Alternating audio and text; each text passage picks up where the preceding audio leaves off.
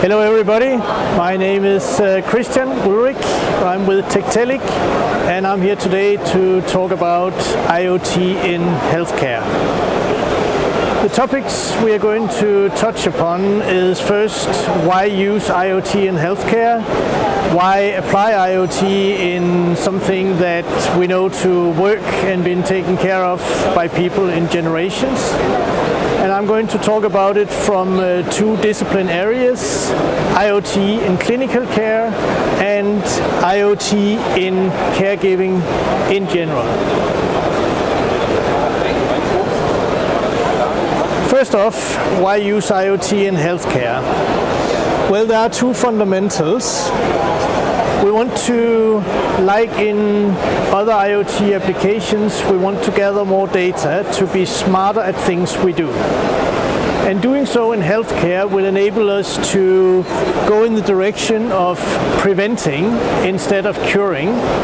And it will help us go in the direction of caring instead of registering. So it will reduce the administrative burden while gathering a lot of additional data on caregiving, on patients' conditions, on people's conditions in general, and it will help also caregivers use these data to prevent situations where people become seriously ill before contacting a physician, where people become seriously affected by aftermaths of a disease, implications after a surgery, or other things that today go unnoticed because we simply have no practical way of monitoring them.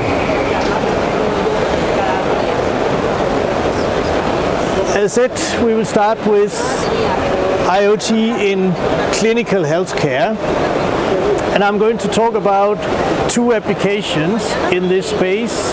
There are plenty. Many of these have been described in lots of publications, but I'm going to talk about monitoring outpatients from surgery, from treatment in hospitals, how that's done today and how we with IoT can change this. And I'm going to talk about improving chronic disease control in general.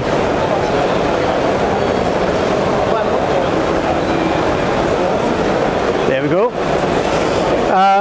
We developed this device for a number of applications. So the device I'm going to take as a starting point is the eDoctor device. So this is a battery-powered, it's a LoRaWAN based device. You wear it in a chest band, like people did with pulse clocks in earlier days, and similar to the way many wearables are collecting data today. The device connects directly to a LoRaWAN network, either a local network in a hospital or a public LoRaWAN network available in the city or in the area where the patient is.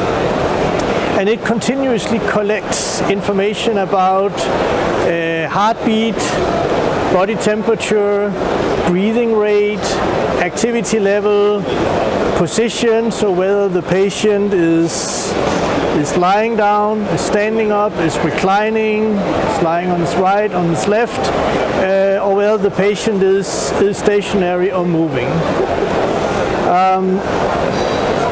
And why do we do that? So when people go in for surgery today in hospitals, depending on the workflow that's governing the process in the hospital, people are typically dispatched from hospital either immediately after surgery, if it's an ambulance surgery, or after 2 or 3 days of being monitored intensively in the hospital. And that monitoring is driven in the hospital's ICU. Sometimes, if it says a PDMS system recorded in the data of the PDMS system, but common to all workflows is that once the patient is dispatched from the hospital, the patient is technically left to his or her own devices and asked to contact a physician to receive the follow-up treatment after the surgery. Studies show that in Europe, actually 3% of everybody going through a surgery have implications after the surgery, after being dispatched from the hospital. In most cases, these implications are not really serious to the patient, but in a very few cases, people suddenly become seriously impacted, got breathing problems, respiratory problems, has to be submitted urgently to hospital, and in a few cases, it actually leads to the patient being even worse off than before, and sometimes even to people passing away. So using devices like eDoctor, the hospital can continue to monitor the condition of the patient after the dispatch, and in the period that's passing until the patient is contacting his own physician for follow-up and treatment.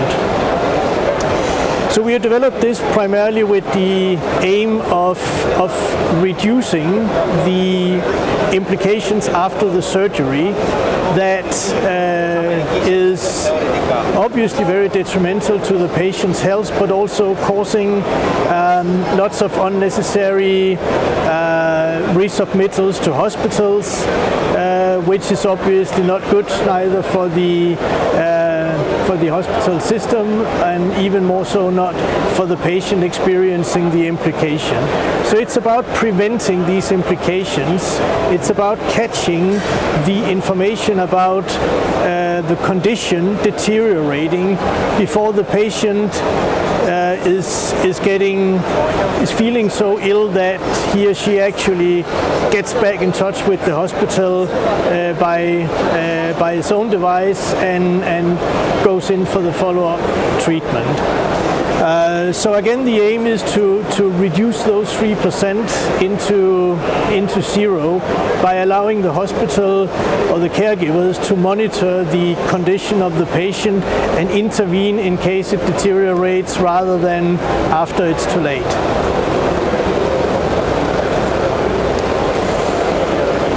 A sister product which we have in development, the eDoctor exists. This one is in development. Essentially follows along the same pattern, but it's a slightly different form factor. So it's worn on the arm and monitors body temperature, heart rate, and blood pressure. And so with this same application, we allow for a longer term monitoring of the patient. We allow for the patient being monitored by the device in up to 3 to 4 months after dispatch from the hospital, or simply just on a continuous monitoring pattern for people who experience blood pressure problems and things like this. Today this is often done locally in a device, but here it allows the hospital to monitor the entire patient group and intervene in case of any occurrences happening. Further on to IoT in caregiving. So that's slightly different discipline. The first discipline is taken care of by hospitals exclusively. Caregiving is taken care of, as the name implies, by care homes or by Caritas organizations, where nurses are making rounds to people in their own homes. Again, here we have two drivers. We want to improve the quality of life of the patient, and we want to reduce the administrative and the overhead of the nurses doing their rounds. So the way it works typically today is that an elderly person is in his or her own home. And at one point in time, that person will need to go into a care home, will need to go into a clinic to receive permanent care. But both the interest of the individual and the interest of the society, we want people to stay in their own homes, we want people to stay in their own surroundings as long as it's humanly possible. So most protocols today devise that nurses are doing rounds to these patients. Practically it means somebody is traveling from home to home, from house to house in a very continuous pattern to monitor these people and to ensure that they are still alive, that they are feeling well, that they are going through their daily course and still are able to sustain and operate a human quality life. Special area in this category are patients suffering from dementia. This is very often critical because these people may forget to go through their daily routines, and even worse, they may come in a situation where they figure out 2 a.m. in the morning that it's time to go for a walk in the nice sunshine, and they leave their home and cannot find their way back. So lots of monitoring is needed for these people, and when carried out by nurses traveling around to do this, it leaves these people outside of monitoring for extended period of times. It also means that they are very regularly visited by somebody who doesn't really have the time to take proper care of them, but are just checking in to see, okay, yes, all is still good, thank you very much, and leaving again. By replacing this with assisted living applications, we again we solve two problems. We first off solve the problem that the nurse is spending a lot of his or her time in transit between each and every citizen visited. And because of that time loss, the time that's devoted to each patient is extremely limited. Also, because each patient has to be checked up upon, maybe every 2 hours, maybe every 4 hours, the duration of these visits is by nature short if you have to cover lots of patients within a 2-hour cycle, which also means that for the patient itself there is an intrusion in the patient's home on a very regular basis, just by somebody checking in and not having the time to have a conversation, do some practical course, do something that would actually help the individual. And with the increasing pressure on health systems around, this is becoming a growing problem. So by replacing these rounds with sensors in people's homes, little sensors like this one, that actually monitor many parameters in the environment around the individual. Ambient temperature, ambient light, ambient humidity, can monitor whether a window or a door is open, so we avoid the situation where somebody decides to leave the house at 2 a.m. for an unscheduled walk. And it can monitor movement, it can detect if somebody is present, in which room the individual is present. We built a framework around the individual to monitor that the environment of the patient is actually reflecting a life that is sustainable and livable. For the nurse, it means that the practical functions are monitored remotely. One can intervene immediately if there is a critical situation appearing.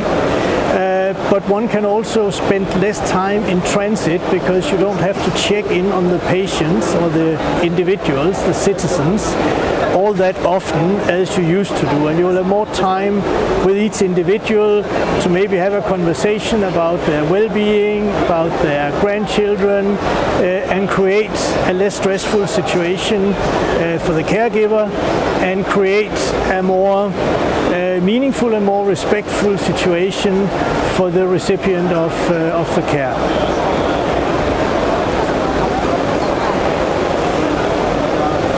So in conclusions, I've shown those use cases, but they are all big part of a very large move to introduce IoT in the healthcare system. And the drivers behind this is fundamentally to transform the process from a reactive to a proactive process. So to be able to foresee and to prevent critical situations occurring, and increasing the quality of the data that we use to do that, so we have the ability to prevent rather than cure.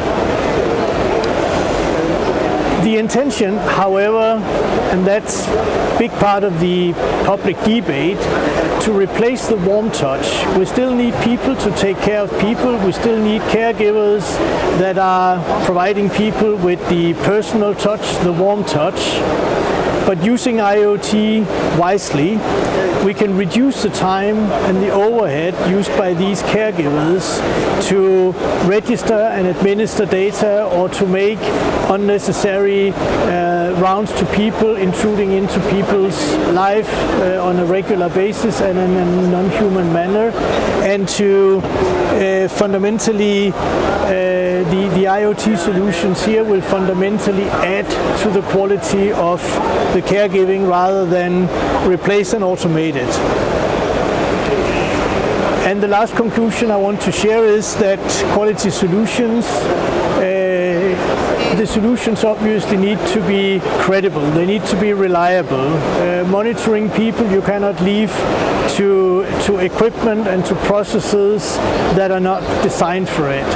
And therefore the devices, the solutions, the suppliers into this need all to go through careful selection, certification processes to ensure that the appropriate quality is implemented, and the adding IoT in healthcare is not a cost-cutting exercise to the public welfare system, but in contrast is an exercise to add to the quality, to add to the safety of people, and to add to the general health of the public. So thank you for your attention. We at TEKTELIC are very happy to contribute to this journey, endorsing, promoting and developing IoT in healthcare. Thanks for your attention and stay safe.